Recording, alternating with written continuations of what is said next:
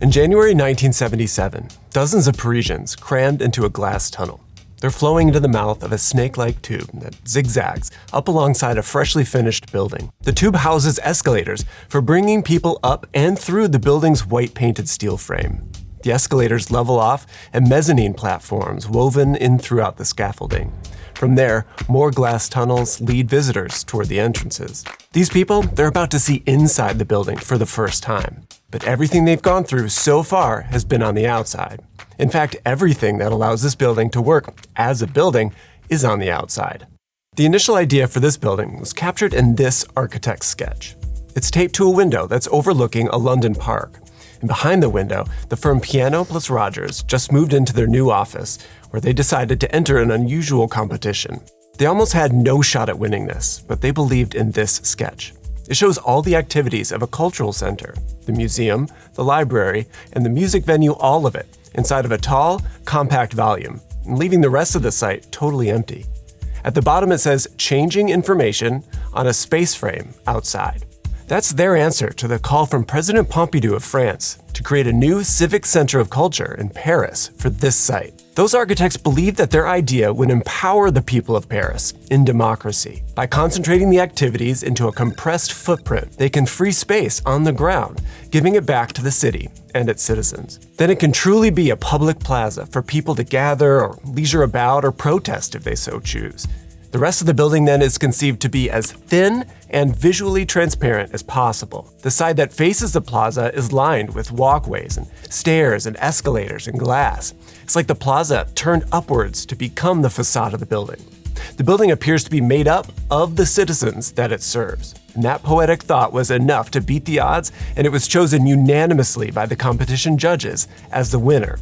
It also gave Piano + Rogers the chance to turn that sketch into a real building.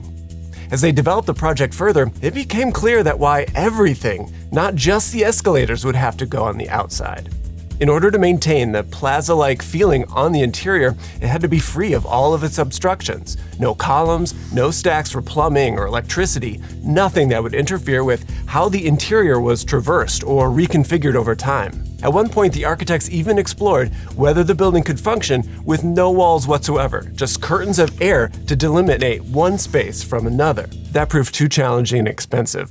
Also, President Pompidou, he died, and the new president, he wasn't such a fan of the predecessor's project, and he cut its budget. This eliminated some of those more experimental ideas too. Things like the floors, which could move up and down, making the building even more flexible.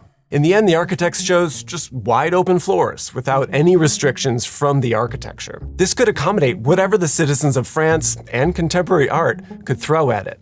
While not as adventurous as moving floors, wide interior expanses still come with challenges and trade-offs for the architects. Most of the compromises are visible on the other side of the building though, the one that's facing away from the plaza, as well as the roof plane. Those areas are jammed-packed with pipes and fans and boxes that all look like they have some important jobs to do. Their seriousness is somewhat undermined though by their garishly bright primary color paint jobs. Either way though, this means that the building looks nothing like the others that are around it. The architects and the president of France believed this embodied a vision forward, pointing toward the future, a future visibly embracing technology.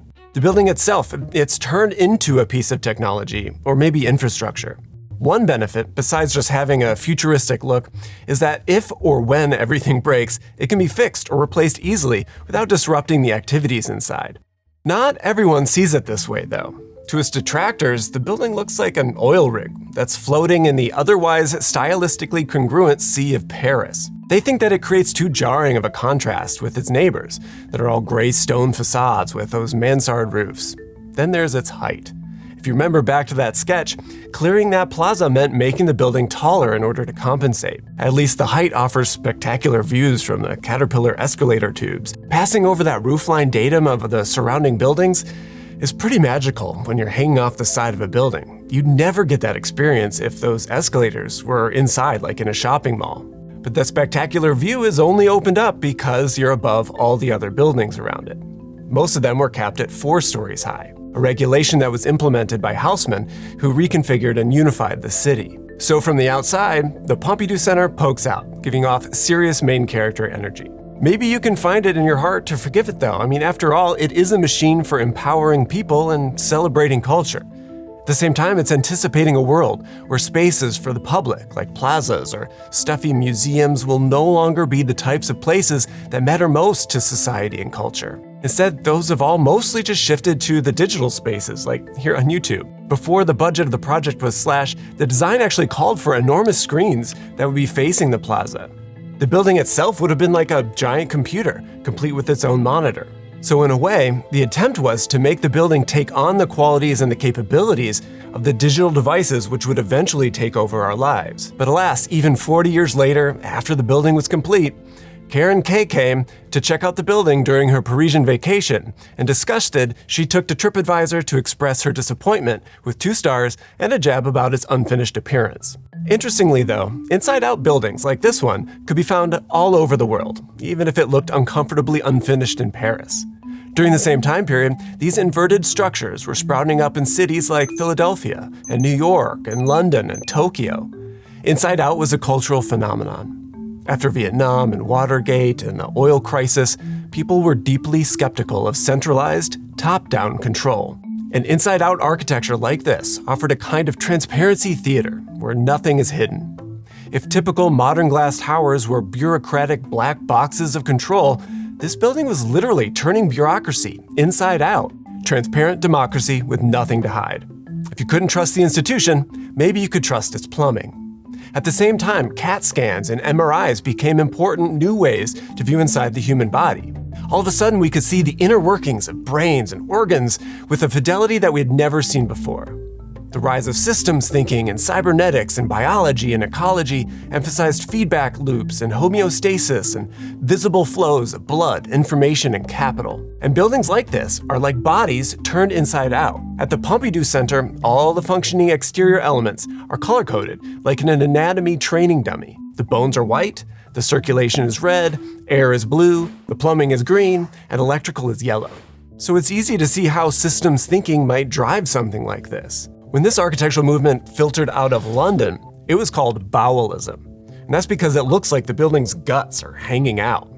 It just so happens that the clearest early example of Bowelism would be realized in Paris. If you're in Japan, their inside-out movement was called Metabolism. It featured detachable rooms with exposed structural systems just like Pompidou. And to them, cities were organisms, and buildings were like cells, and modules were DNA, repeatable and interchangeable. Metabolist icons like Marine City or Kirikawa's Nakagen Capsule Tower were designed to grow or evolve or shed components over time, just like living tissue would.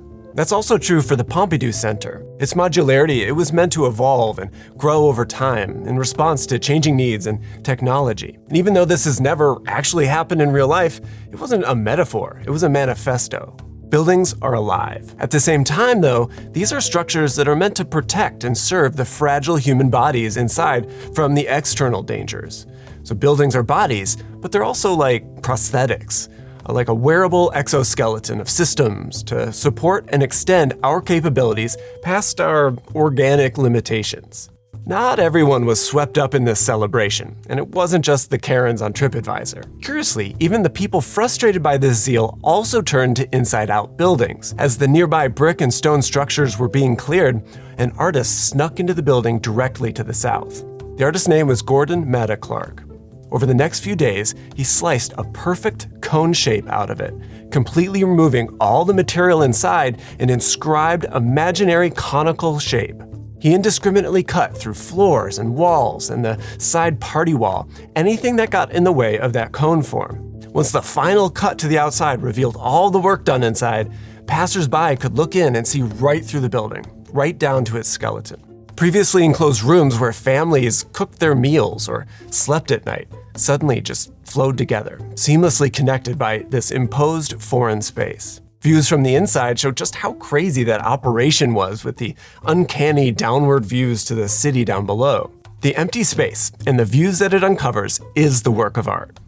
Today, the museum, it still stands, but this artwork and the building it was cut from have since been demolished. And that was the idea. It was only ever intended as a fleeting display, a poetic examination of decay and gentrification. Today, it only lives on in photographs and film documentation. And in that way, both of these projects, they revel in the fleetingness of time and entropy. Pompidou, as a piece of technology, more than it is a building, is never allowed to really show its age. It's caught in this perpetual state of youthfulness. If it gets dirty or rusty, it just looks tragic, not dignified like its stone neighbors. It's just a broken machine with no value to society beyond its use value, or maybe its scrap value. That's why the building is closing this summer, not to reopen for 5 years in 2030. The machine is down for maintenance. Or maybe it's in for surgery, I don't know. If that's the case, Clark's next door cone was more like an autopsy, an examination looking for the cause of death.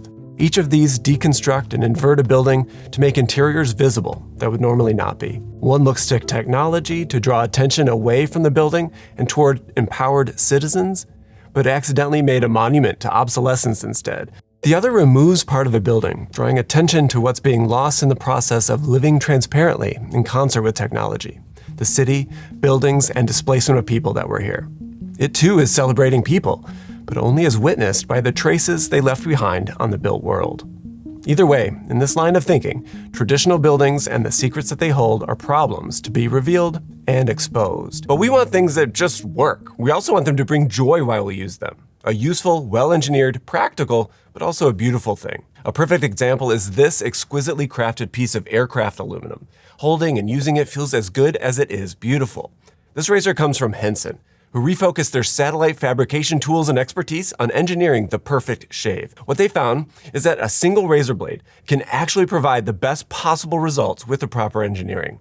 And the secret is extending the blade out a microscopically small 27 microns, angled at exactly 30 degrees. And that way there's no chance for the blade to flex, to bend, or cause skin irritation. And this has flipped the entire shaving industry inside out. Whereas other companies, they sell you a cheap handle, only to lock you into a cycle of forever buying proprietary heads with the latest gimmick and blade counts. With a Henson razor, once you invest in the high-quality handle and the head, you're just paying 10 cents a piece for traditional razor blades, saving you money the longer that you own it. But because you are here, you can get the first 100 blades for free. Head to hensonshaving.com, pick whichever razor you like, and add the 100 pack of blades to your order. Then when you're checking out, enter promo code Stewart Hicks, one word, and the price of the blades will be deducted. You probably won't have to spend another dime on shaving for at least a year. And I've loved my razor for years now, and it still looks and feels fantastic. So treat yourself and someone else with a razor that you actually enjoy using. And don't forget to pick up those free blades with the promo code Stewart Hicks. Links down below. Thanks for watching, and enjoy your new shave.